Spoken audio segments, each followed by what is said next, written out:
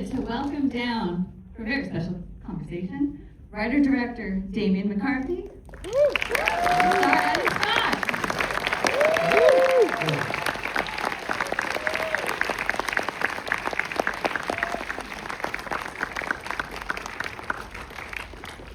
Hey everybody.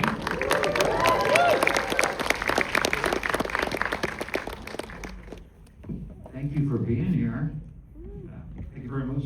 This is so special because we're a week out from release. HOKUM comes out next week. Everybody tell everybody you know.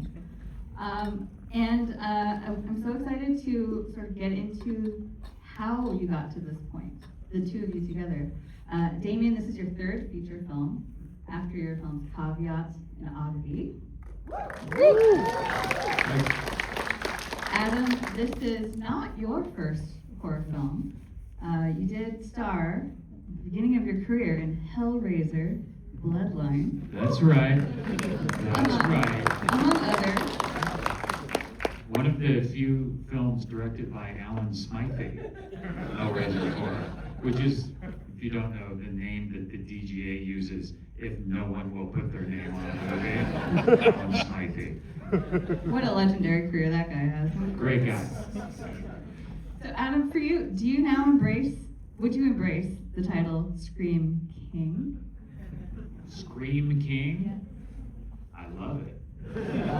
I love it. Sure. I think that Damian's movie I wanted to do because I was a huge fan of Oddity, obviously, but also because reading the script, I felt like this was going to be a great movie first and a great horror movie second. It just felt like a terrific story, great characters, and getting to work with a filmmaker who had already just kind of blown me away with his work.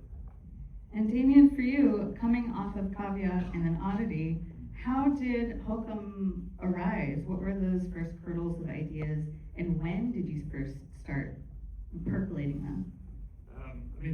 The script has been around for a while, just in some, in some iteration or other. And it was after Oddity that Oddity found an audience, and it seemed to be that, I'm going to get to make another film, so it was very exciting. And I looked at the scripts I had, and it was like, okay, there's always that worry that every film you make is going to be the last one. So it's like, okay, if I get to make one more, it's got to be this haunted hotel movie. I really love the idea of, taking this really horrible character and just punishing him over a night, and just see if you can kind of lose the audience and then win them back. And whereas Oddity was more of an ensemble film and a non-linear, so it was always somewhere to go and someplace else to cut to. Whereas just as a challenge from a script and as a filmmaking point of view, I said, well, why don't we just follow this one character through the night as he meets other oddballs that are around the hotel, and just see what that would be like. And Adam, so when you read HOKUM, you described him as a horrible character, Ohm. But what was your read on Ohm? He is objectively rather unlikable. Yeah. I thought it was a really interesting character in the script. Part of the reason was that the sort of trajectory of the character in the arc was almost the reverse. Damian said that it's the reverse of the usual arc for a character in a horror film, where you start sort of soft and harden as you go, and this guy kind of starts out as a total prick, and then eventually kind of softens and sort of learns to forgive himself, or however you want to interpret it, forgive his father, learn that life is worth living, or whatever. He softens as the movie goes on and becomes a bit more sympathetic as a character, but also sympathetic to the world around him as we go through the horrible events. And to poor Albie. I know, he's so sweet. And Will, who played Albie, is so great. Who also plays Jack, the donkey sort of kids show host. He plays both of those characters. Oh, he has a name, Jack. I think the internet's calling him Bunny Man. Yeah, I've heard everything to Jack the Jackrabbit and all sorts of things. Yeah, but I think the idea with him was to be like, thinking of the old Pinocchio cartoon, that kind of half boy, half jackass. You know, when they're midway through that transformation, it's so disturbing. It's like, that would be kind of cool in a movie. At what point, so that's a good example of how all these disparate elements really come together so beautifully. And maybe you can take us through, like, where did Jack come from? And what part in the process were you like, this guy should go in here? Yeah, again, I have all these mad old ideas that kind of, you know, they bounce around and eventually they find a home. But with this, it was like, well, this thing that happened to home happened as a child, and this strange old kids TV show was on in the background. And I kind of like the idea that that's always haunted him and come back. So then when he goes on this a mushroom trip, whatever's going on in that moment, I thought, well, it's kind of a perfect way to have quite a scary, strange scene. But then also, just from a script writing way, it's kind of a way to sneak in some exposition of what's actually happened and what's really troubling him by Jack really attacking him with everything he's done. There's also this bookend of the conquistador story. I wonder if you could talk a little bit about the importance of that bookend for you writing, in the writing process, and for Adam. Did it help you understand how to play Om? Well, I think, yeah, I mean, I think getting a sense of what the stories are that he's writing, and in particular the one he's kind of having trouble with, the one he can't quite figure out how to stick the landing of, is really instructive to what's going on with him, I think for me as well, like I was a very old, that conquistador idea is probably like 20 years old or so when I also, and I made a cool short film. But it would have been, you know, traveling so far from Ireland, we don't have deserts like this in Ireland. So it would be going a long way to do this. Wait, where did you guys shoot that part? Out in UAE. Oh, okay. Outside Abu Dhabi. So it was, you know, to everything else is set in Ireland, but except for this part. I just like the idea of that kind of more of a hopeful ending, and that's, you know, it was.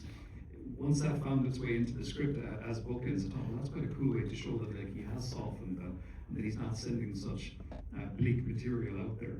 I think even in earlier drafts of the script, Ohm never escapes the basement. He always had this kind of little satchel hanging off him with his laptop in it.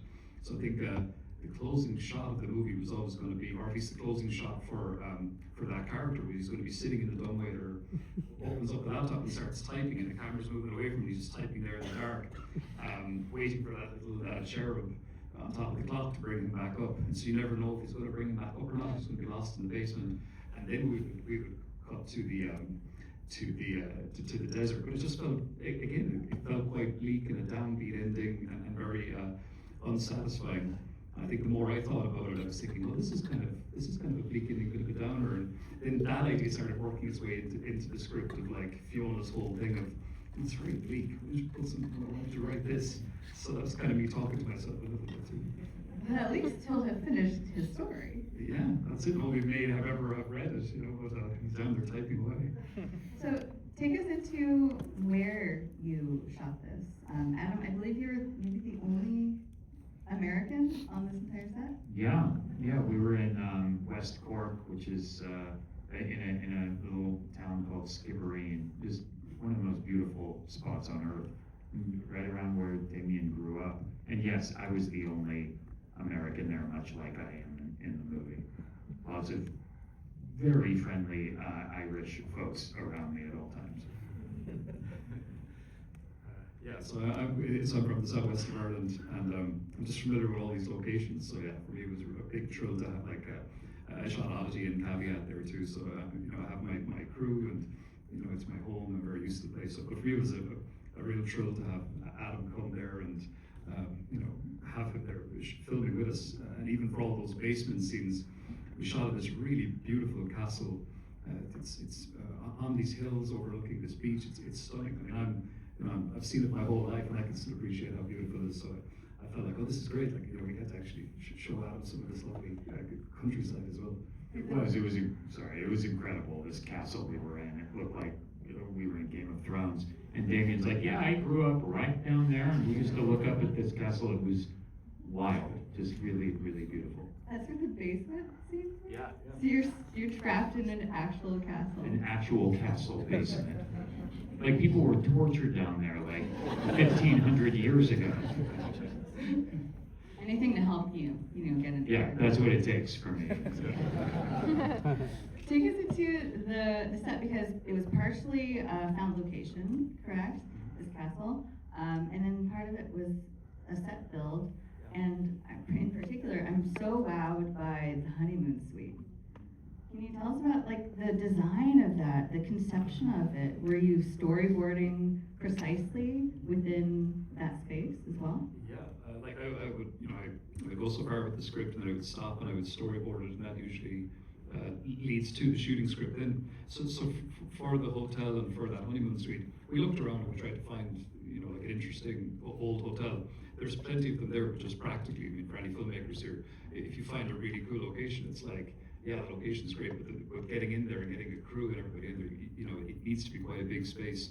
So we ended up finding a private residence that we just turned into a hotel, essentially, just through art direction, production design. But that meant then when we built the honeymoon suite, the elevator, a few other sets, that it would kind of need to follow the design of the existing locations, just so that they blend seamlessly together. But Till Froelich was our production designer, and him and his team were brilliant. So much texture and layers to that room.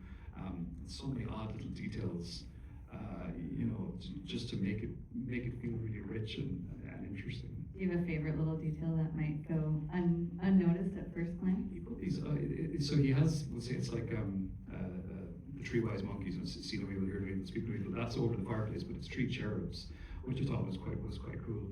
And then up in the corner of each door frame, he's got these little, these little cherubs just there. I don't know if they ever actually can be seen clearly in the film, but they're there. Yeah. Very cheeky little cherubs. Adam, for you, what was it like to step onto that set for the first time? Does that sort of thing help you in your performance? Yeah, it was it was a beautifully designed set, beautifully dressed. The set dressing was incredible. Like, we were in there, at a certain point in the schedule, Damian and I were looking at the schedule, and he was like, okay, it's just you alone in a room for 3 weeks, and which was daunting because I'm really dependent upon other actors to kind of figure out you kind of find the tone of the scene and the tenor of the scene together. It's like playing tennis by yourself. So this room really started to function as the character I was sharing the scenes with, and I've always felt like it's so pretentious when people say like, oh, the 6th character in our movie is Cincinnati, and it's important that Cincinnati. So I always made fun of that, and then suddenly I'm like, oh my God, this room is this character. But yeah, it was really, really fun, and I was discovering things in that room weeks in, just little details and figurines. Everything was covered in dust. And by the way, the lights never got brighter than they are in that movie. It was always dark in there. And it was on a soundstage. It was all fake, but felt so real and so lived in. It was incredible. I love the payoff of, when we first explored that suite, seeing that bathtub and knowing that somebody's gonna go in that bathtub. That bathtub was actually a funny one, because we had the script. The script was more or less finished, and I started storyboarding it. And I was drawing. I'm not a great artist, but I was drawing these little cartoon figures. And it got to the end of it, and you kind of watch it as if it's like a comic book. And I was watching the character, and because you're just kind of following it visually. And it got to the end, it was like, he's very clean. It's like at the end, it's like he's been through a lot psychologically. It doesn't look like he's been through anything. Predator, Die Hard, whatever. They're covered in blood, and like any kind of final girl or final guy. It really looked like they've been through the worst at the end. So I was like, yeah, I need to get this guy dirty somehow. That's where the bathtub came from. And it was like, okay, he's got to. It added that hatch, added in the bathtub, and it was like, okay, he's got to go into that at some stage, and then he's going to look cool. Like he's really been through it. Yeah. Is that like your favorite day, Adam? 100%. There's a shot in that suite that is one of my favorite scares in recent memory.